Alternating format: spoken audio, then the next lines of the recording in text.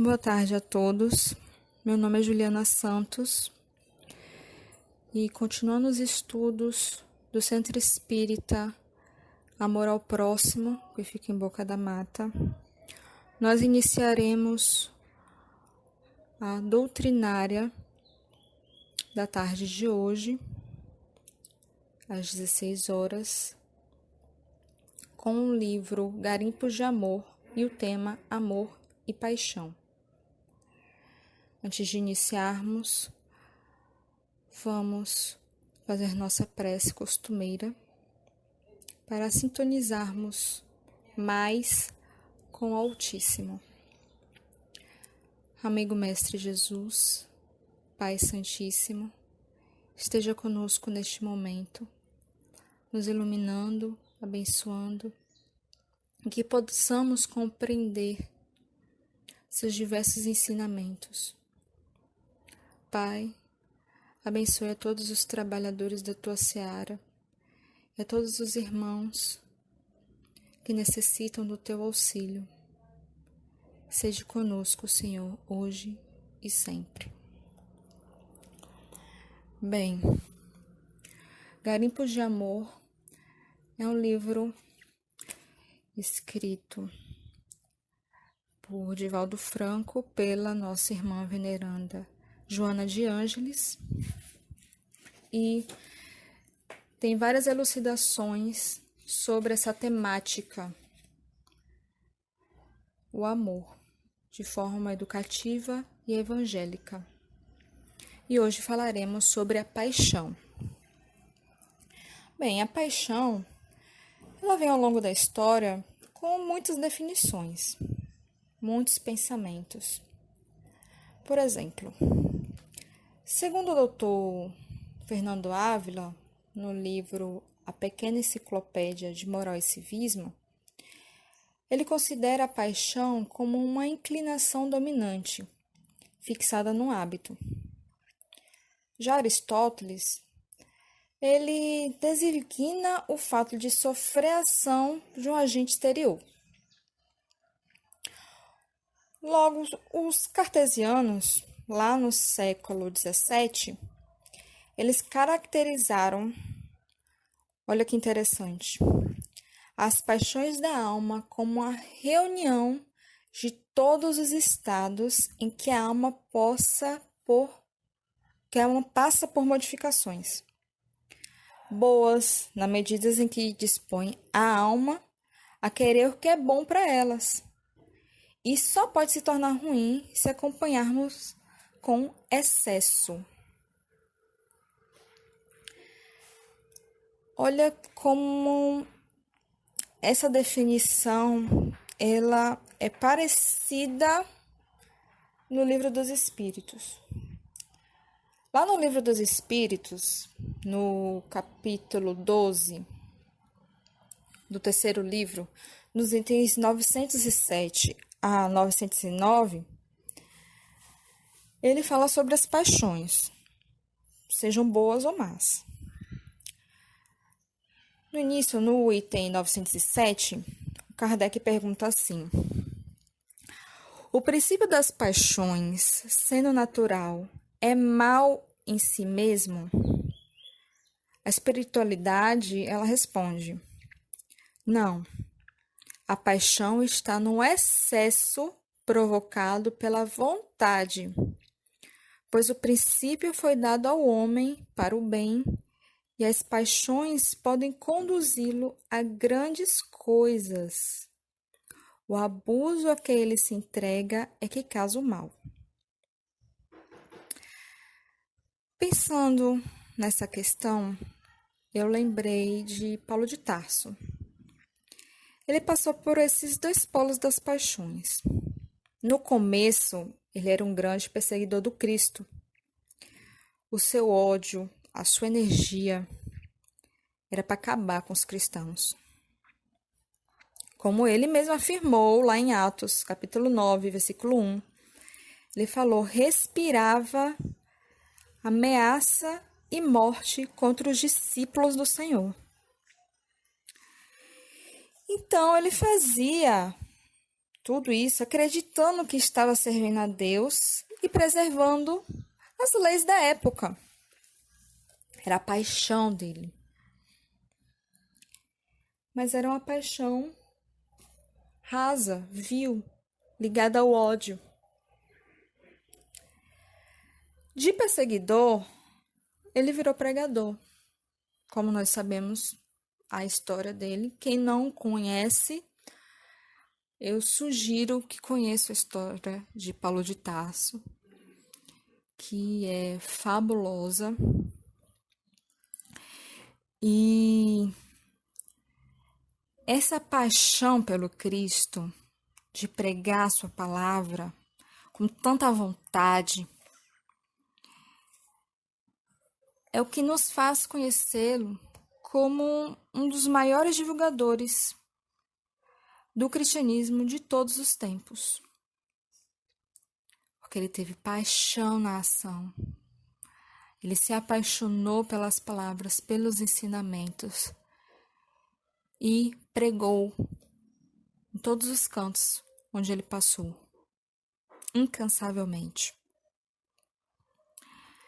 Por isso que a espiritualidade ele responde que depende se o princípio é bom ou ruim.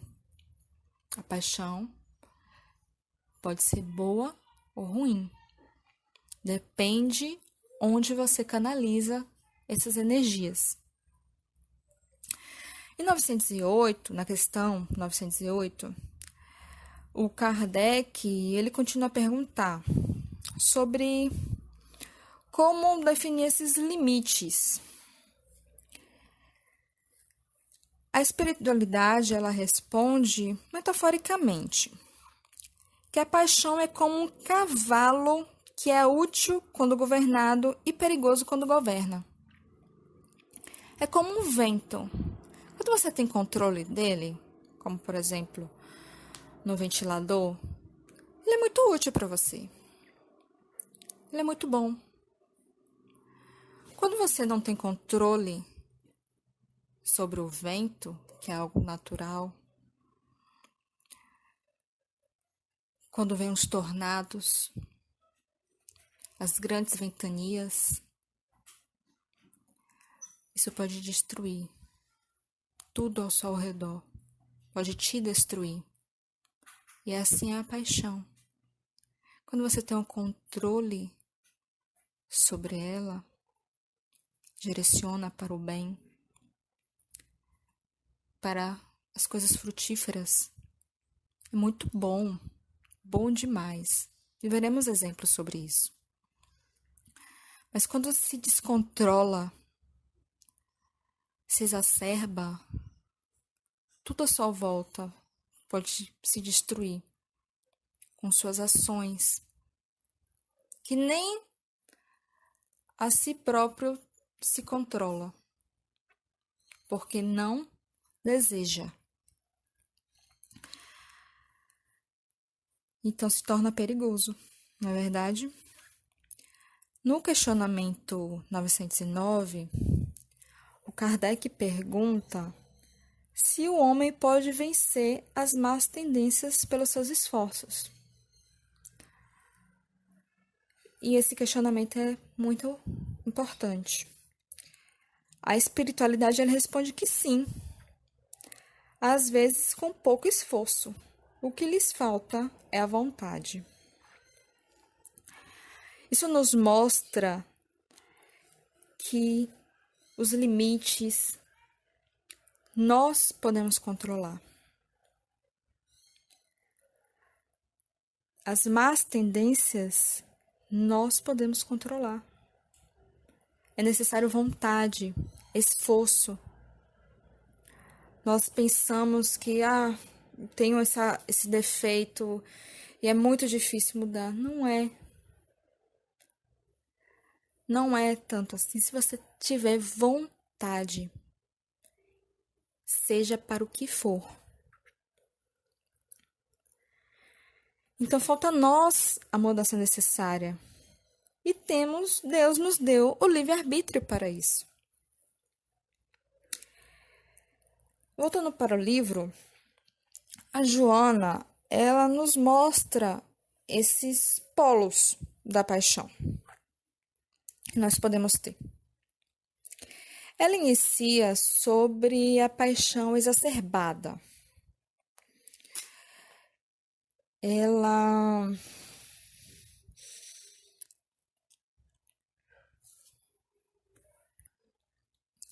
nos fala sobre essa paixão sem lucidez, seja em torno de uma pessoa, seja em torno de um objeto.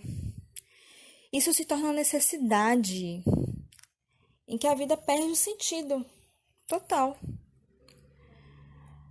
Quando nós nos apaixonamos por alguém ou por algo de forma exacerbada, nós nos tornamos cegos. Isso causa muitas frustrações. Por isso que nós vemos feminicídios,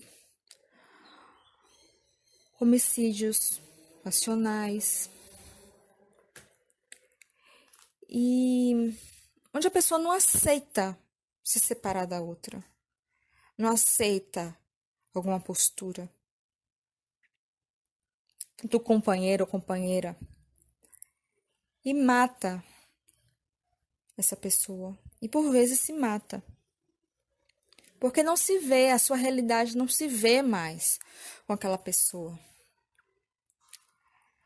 Algumas pessoas, elas até se perguntam como é que eu vivi tanto tempo sem essa pessoa, sem esse objeto, sem essa coisa.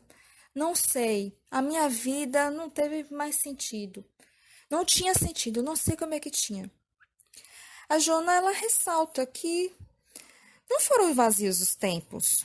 Os tempos que antecederam a essa pessoa, esse objeto, não foram vazios. Tudo existia uma beleza própria. Quando a pessoa cessa esses sentimentos, ela verifica que não era nada daquilo. Ela vê com outras nuances. E todo aquele sentimento exacerbado já não faz tanto sentido assim. Porque a paixão, essa paixão, tira o raciocínio em torno da realidade. Ela começa a ver de outras maneiras.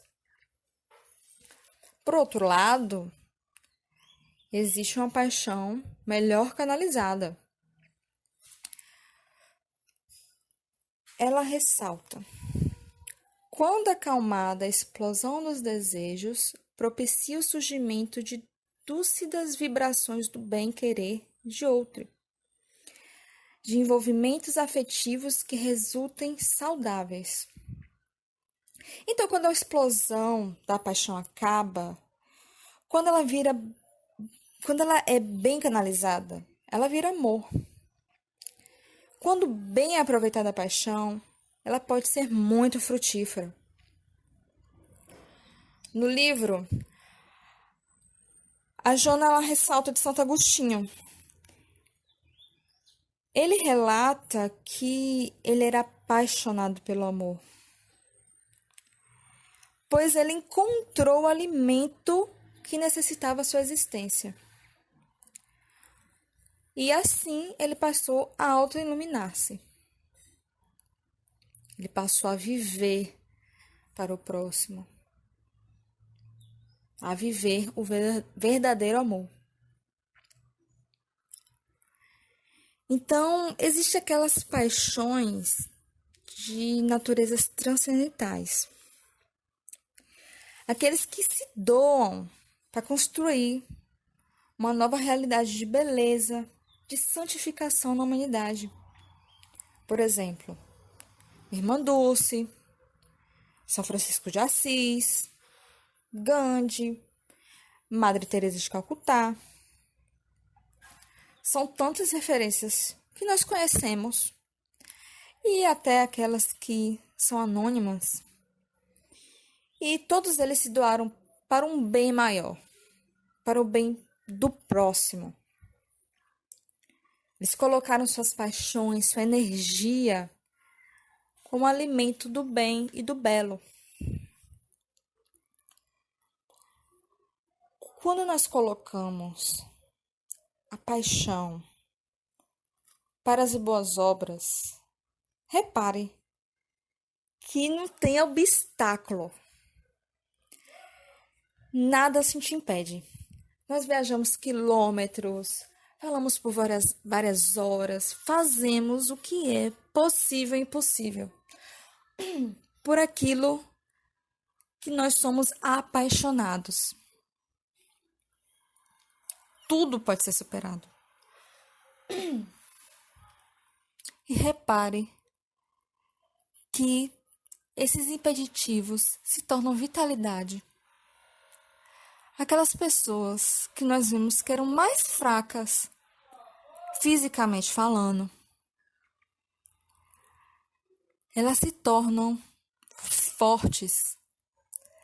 Aquelas que são tão pequenas aos nossos olhos, se tornam grandes.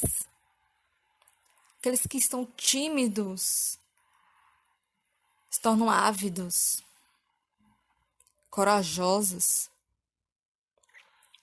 Relembrando a nossa irmã Dulce,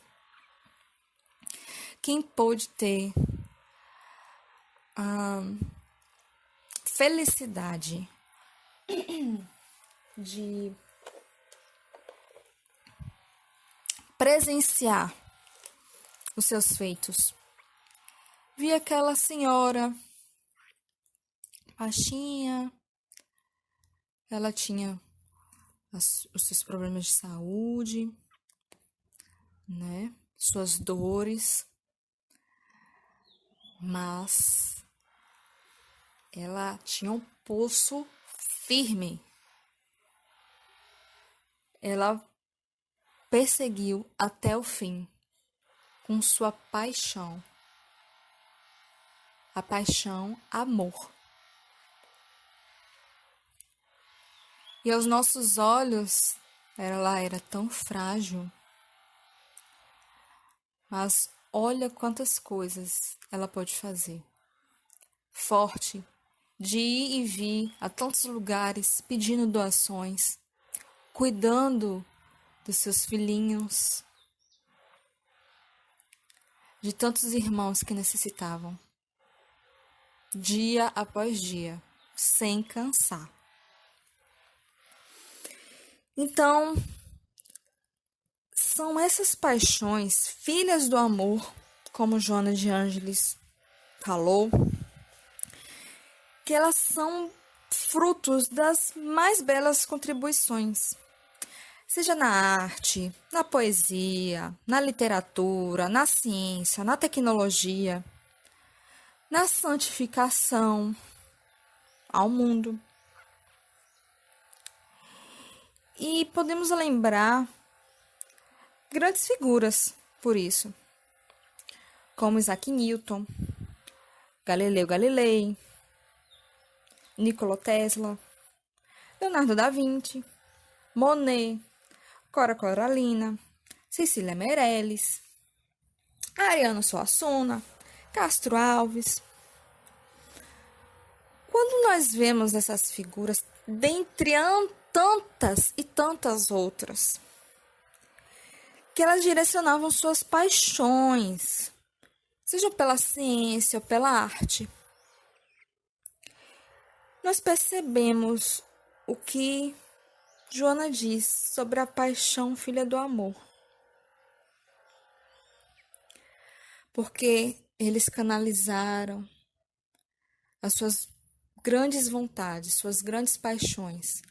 Muitos, principalmente cientistas, passaram noites em claro, buscando soluções, buscando curas nas suas ciências, nas suas tecnologias. E se nós temos essa condição de nos entregar como uma paixão por uma pessoa, porque todos nós nos apaixonamos, seja por alguém ou por algo, independente se somos sexual, de forma sexual ou não, não importa. Se você tem uma fixação em algo, um objetivo em algo, gosta muito de forma exacerbada de algo, se nós podemos canalizar essas energias para uma pessoa ou um objeto, podemos muito bem buscar fazer o mesmo em prol de vários, nos apaixonando pela vida, procurando nos valorizar ao máximo, nos enchendo de alegria de viver, de fazer o mesmo pelos outros. E com essa energia sublime nos transbordando, pode levar o êxito das mudanças que favorecem o bem comum. Imagine você canalizando todas essas energias da paixão, do bem para o próximo. Olha quantas mudanças nós podemos fazer. E assim que foi a paixão do Cristo. Ele nos integrou, se doou de forma integral pela humanidade toda. E até hoje, essa paixão se estende no nosso inconsciente. Seja aqueles que têm conhecimento, aqueles que não têm, que se recusam, não importa. Se estende por todos nós. Ele nos integra. Então sejamos gratos por essa paixão e que seja exemplo para que possamos nos apaixonar de forma tão sublime pelo próximo. Muita paz, meus irmãos. Deus esteja com cada um de vocês, iluminando, protegendo o lar de cada um. Que assim seja.